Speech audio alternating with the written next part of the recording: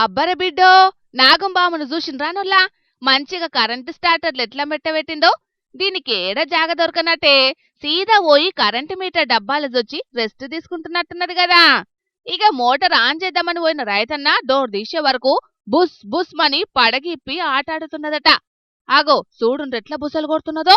మళ్ళా ఆడున్నోళ్ళ మీదికి ఎవడ్రా నన్ను డిస్టర్బ్ చేసింది, నా పాటికేదో నేను కరెంటు డబ్బాలా సప్పుడు చేయకుండా పడుకుంటే డోర్ తీసి నా నిద్రను పాడు చేసిండని బగ్గనే గరానికొచ్చినట్టున్నది. అదివరకు మోటార్ ఆన్ చేయనికి పోయిన రైతన్నను సుతాం గిట్లనే బుసలు కొట్టి బూగులు పట్టించిందట గీ పాము. ఇక ఎంబటే ఆడికెంచి లగెత్తరో ఆజాము అనుకుంటా పొలం వడ్ల పొంటి ఉరుక్కుంటా ఇంటికి పోయిందట. ఇక ఈ ముచ్చట మీద స్నేక్ క్యాచర్లకు మతలబు చేస్తే ఆలొచ్చి గీ పామును పట్టుకుపోయి అడవులో ఇడిచిపెట్టిందట. సోత్తండ్రు కదా పబ్లిక్. గిది అసలే వానకాలం కాబట్టికే పురుగులు బుసొచ్చి గిట్లనే పరేషాన్ చేస్తుంటాయి. కాబట్టి జర పొలాల కాడికి పోయేటప్పుడు మోటార్లు స్టార్టర్లను చెకింగ్ చేసుకోవాలి. ఎందుకైనా మంచిది వాటిని తెరిచే ముందుగాల జాగ్రత్తగా కట్టెతోటి సపోర్ట్ చేసుకుంటే మంచిది.